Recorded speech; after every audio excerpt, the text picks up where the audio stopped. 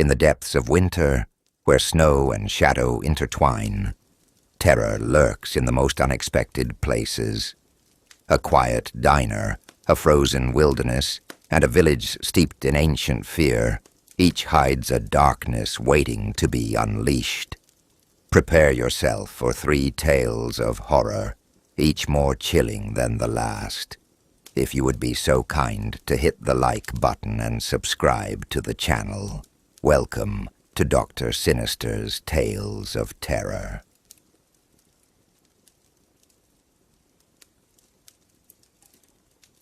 The frost-laden air hung heavy over the small English village of Blackmoor, where the winter nights stretched long, and the moon seemed to rise with a vengeful light. Whispers of dread had long settled over the townsfolk, rumors of beasts prowling the moors, monstrous forms with eyes like embers and teeth like scythes. They called them Hell Hounds, spectral harbingers of death. And on nights when the full moon bathed the snow in silver, their howls would echo through the stillness, a chilling prelude to slaughter.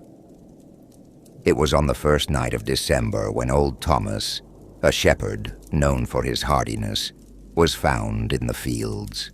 His body, or what remained of it, was savaged beyond recognition, torn asunder as though by claws the size of daggers. The snow around him was painted in crimson, the tracks leading away impossibly large and vanishing into the moors.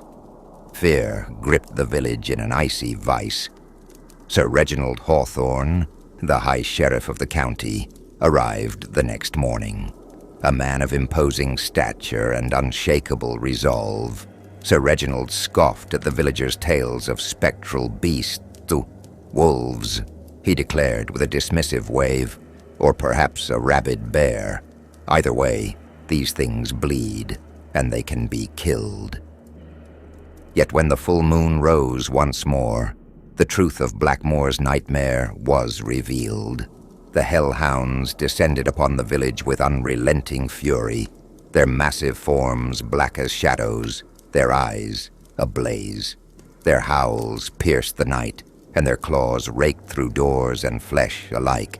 Chaos erupted as the beasts tore through the village, dragging men, women, and children into the snow. The villagers' weapons were useless.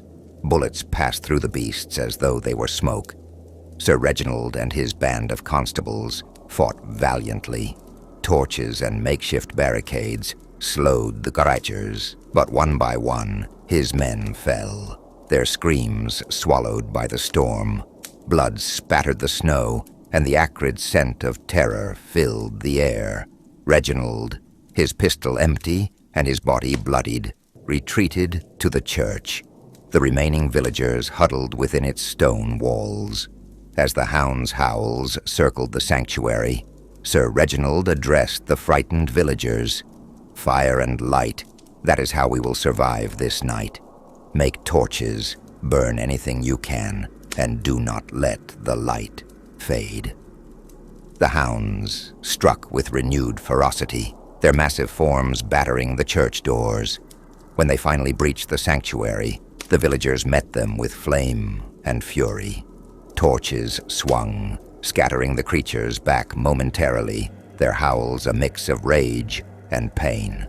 Sir Reginald led the charge, wielding a burning brand with grim determination. For every villager lost, another hound was driven back, their forms flickering like dying embers before disappearing into the storm. The battle raged through the night, and by dawn, the village was a scene of devastation. The snow was churned with blood and ash, the air heavy with smoke. Bodies lay scattered among the ruins, but the Hell Hounds were gone, their howls silenced by the first rays of sunlight. Sir Reginald stood amidst the wreckage, his coat torn and bloodied, his sword blackened with soot. His face was ashen, but his resolve remained unbroken. Though Blackmoor had survived, the cost was immeasurable. The villagers buried their dead, their faces etched with grief and exhaustion. Sir Reginald scarred but alive, vowed to return and destroy the creatures that had ravaged the town. Over the following days, he gathered supplies, weapons, and men from neighboring villages. He studied old texts, seeking knowledge of the beasts that defied mortal weapons. The next full moon saw the sheriff and his militia armed with silver-tipped spears and an arsenal of fire. Bonfires lined the outskirts of Blackmoor, their flames roaring defiantly into the night. When the Hell Hounds returned, they faced not helpless prey, but a resolute force. The battle was fierce, the air alive with the cacophony of snarls, screams, and the clash of steel. The hounds' spectral forms flickered and writhed as silver found its mark, and their howls faded into silence, one by one. When dawn broke, the village stood victorious, though scarred by the ordeal. Sir Reginald had led the charge, his blade gleaming with soot and silver, his spirit unyielding. Blackmoor was free of the Hellhounds for now, though their memory lingered in the minds of its people. Sir Reginald survived, though his nights were forever haunted by the spectral howls and the faces of the lost. He remained in Blackmoor, ever watchful, a sentinel against the shadows, and though the village rebuilt, its scars bore testament to the courage of those who stood against the night, and to the sheriff who led them to see another dawn.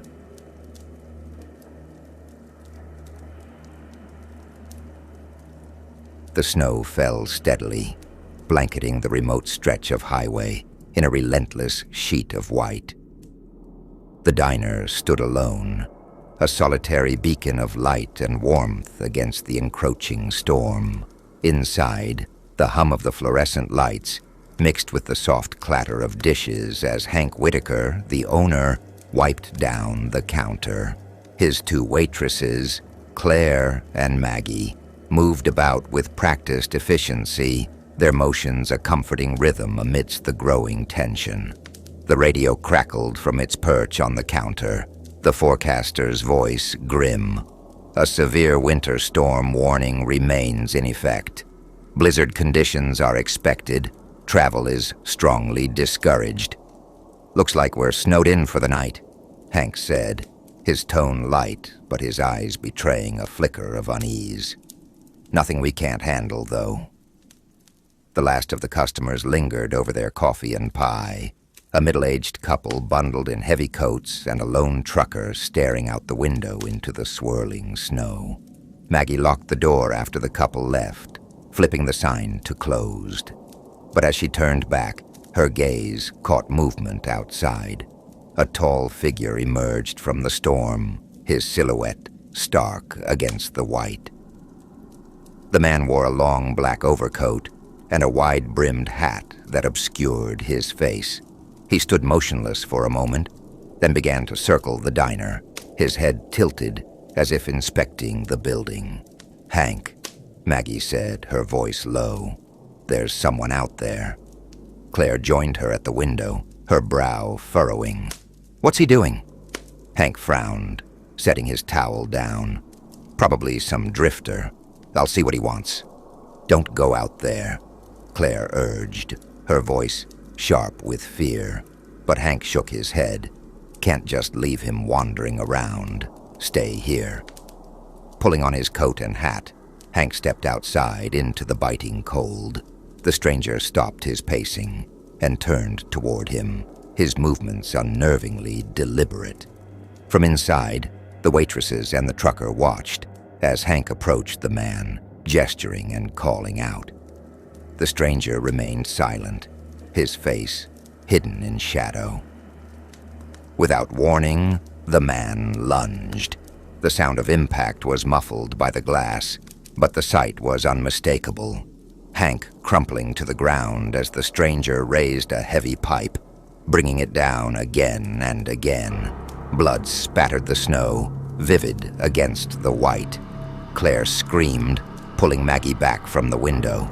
The trucker cursed under his breath, his hands trembling as he gripped his coffee cup.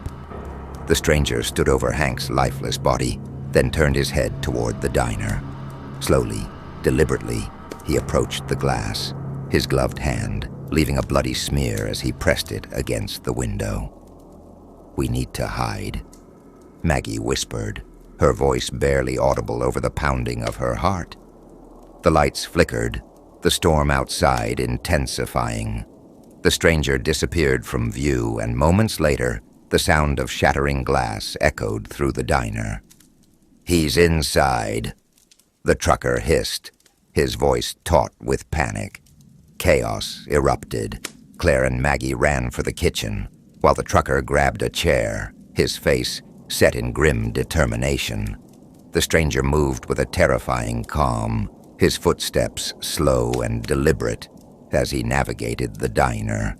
The trucker swung the chair with all his strength, but the stranger caught it mid-swing, wrenching it away before striking him down with brutal efficiency.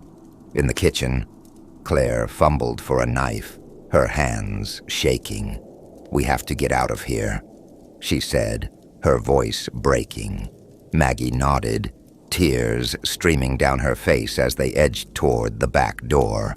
The door swung open violently, the stranger's towering form blocking their escape. Claire screamed and lunged with the knife, but the man's gloved hand caught her wrist, twisting it until the blade clattered to the floor. Maggie bolted through the side door, the storm swallowing her as she ran into the night. The wind howled around her, the snow blinding and merciless. Maggie's breath came in ragged gasps, her tears freezing on her cheeks. Behind her, the diner's lights flickered one last time before going dark. She didn't look back. When dawn broke, the storm had passed, leaving the diner buried in snow. Authorities arrived hours later to find Maggie huddled in a nearby shed, shivering and incoherent. Inside the diner, the scene was one of horror.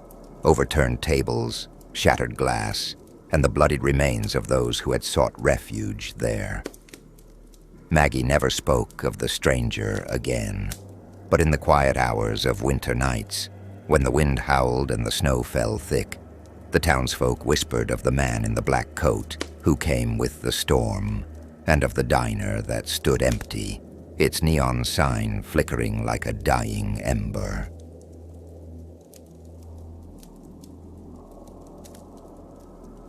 The drive home was supposed to be uneventful. I had taken my usual winding route through the quiet, desolate back roads of West Virginia. The moon hung low, veiled by a patchwork of thin clouds. The rhythmic hum of my car's engine and the occasional rustle of wind through the trees lulled me into a state of mild distraction. I never saw the figure until it was too late. The impact was jarring, the sickening thud followed by the squeal of my brakes cutting through the still night. My hands shook as I gripped the steering wheel, staring wide-eyed at the road ahead. My heart pounded as I forced myself to step out of the car. The boy, if you could call him that, given his wild, unkempt appearance, lay sprawled on the pavement. His limbs were twisted at unnatural angles, his face smeared with dirt and blood. A tattered shirt clung to his wiry frame, and his bare feet were caked with mud. I swallowed hard, the bile rising in my throat. I fumbled for my phone and called the deputy sheriff, Jake Leland, a no-nonsense man with a weary disposition. When Jake arrived, he took one look at the body and let out a long, low whistle.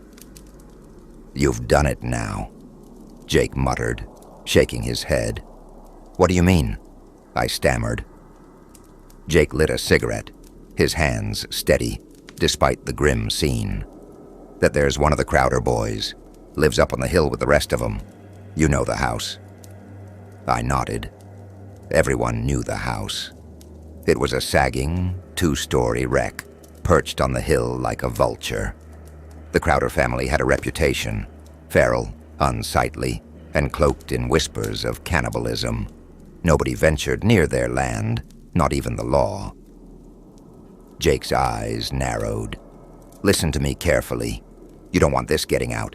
The Crowders don't forget, and they sure as hell don't forgive. You get your car fixed, lay low, and pray this blows over. My stomach churned, but I nodded. What about the body? Jake flicked ash onto the ground. I'll take care of it. You just go. For days, I tried to convince myself it was over, but guilt gnawed at me like a hungry rat.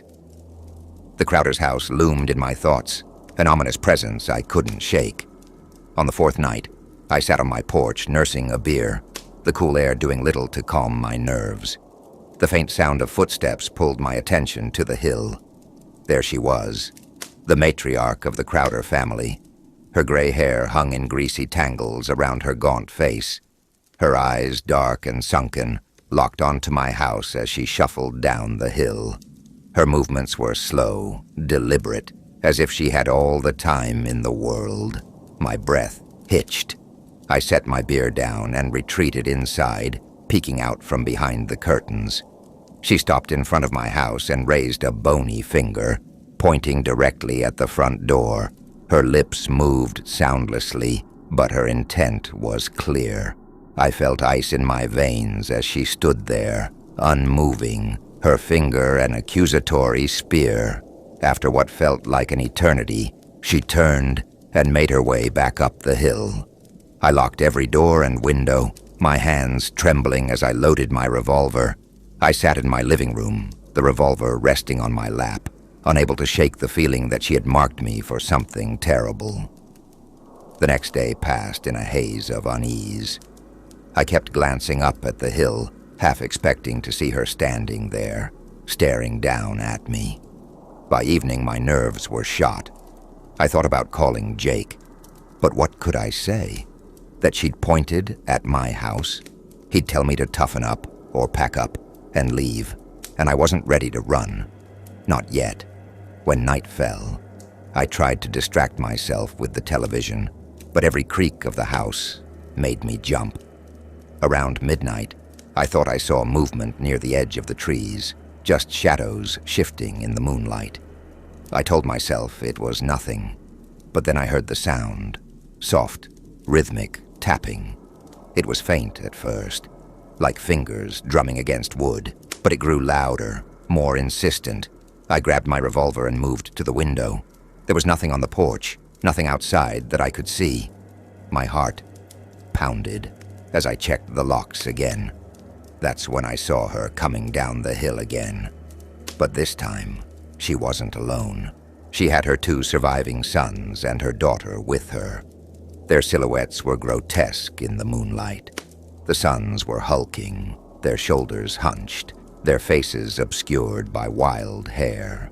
The daughter was smaller but no less unsettling, her head cocked at an unnatural angle, her hands clutching a bundle of sticks tied with string. They stood in a line, the mother at the center, her finger pointing again. My throat tightened as I realized this wasn't just a warning. This was something worse. I could hear my own heartbeat as I dialed Jake's number. The line crackled before the deputy's gruff voice answered. "They're here," I whispered, my voice barely audible. "Who's there?" Jake asked, though his tone suggested he already knew. "The Crowders. They're outside." Jake cursed under his breath. "Stay inside. Don't open the door, no matter what. I'll be there as soon as I can." The line went dead. I clutched the revolver, my knuckles white. Through the window, I saw the Crowders standing motionless, their eyes glinting in the dim light. The mother's lips moved again, forming words I couldn't hear, but felt deep in my bones. I thought I heard the faint sound of footsteps circling the house, twigs snapping under heavy boots. The minutes stretched into hours, each second marked by the relentless pounding of my heart. When Jake's patrol car finally pulled into the driveway, its headlights cut through the darkness. But the Crowders were gone. Jake stepped out, his hand on his holstered gun. "You all right?" I nodded weakly. They were here. They were standing right there. Jake scanned the area, his expression grim. "You need to leave town, Frank. Pack up and go. Tonight." My stomach dropped. "What? Why?" Jake's gaze hardened. "Because once the Crowders have you marked, they don't stop. You've got two choices. Run or stay and face whatever's coming. But if you stay, you're on your own." I opened my mouth to respond, but the words froze in my throat as a sudden whistle cut through the air. Jake's head jerked violently to the side, and he collapsed to the ground, an arrow protruding from his skull. My breath caught in my chest as I spotted one of the Crowder sons standing at the edge of the tree line, a crude bow in his hands, already knocking another arrow. Panic surged through me. I bolted for the door, slamming it shut behind me and locking it. My hands fumbled as I grabbed my car keys from the kitchen counter. I could hear the sound of footsteps approaching the house. Multiple pairs, heavy and purposeful. My revolver was still on the coffee table where I'd left it. I snatched it up, my fingers tightening around the grip. They were at the windows now, their shadows darkening the curtains. The daughter's high-pitched giggle sent chills racing down my spine. I crept to the back door, praying they hadn't circled around yet. The keys jingled in my trembling hand as I unlocked it and slipped outside. The cold night air biting at my skin. My truck was parked just a few feet away, but it felt like a mile. I sprinted for it, my pulse roaring in my ears. Behind me, the Crowders gave chase, their guttural growls and shouts closing the distance. I turned and fired blindly, the crack of the revolver splitting the night. One of the sons crumpled to the ground, a dark hole in his forehead. The others hesitated, giving me just enough time to wrench the truck door open and climb inside. The engine roared to life, and I slammed my foot on the gas. Gravel sprayed as the truck lurched forward, tearing down the dirt road. In the rearview mirror, I saw the remaining Crowders standing in the driveway, their figures shrinking as I sped away. My hands were shaking so badly I could barely keep the wheel steady. I didn't know where I was going, only that I had to put as much distance as possible between myself and that cursed hill. But one thing was clear. Jake was right. Once the Crowders had you marked, they didn't stop. And I knew deep down, this wasn't over.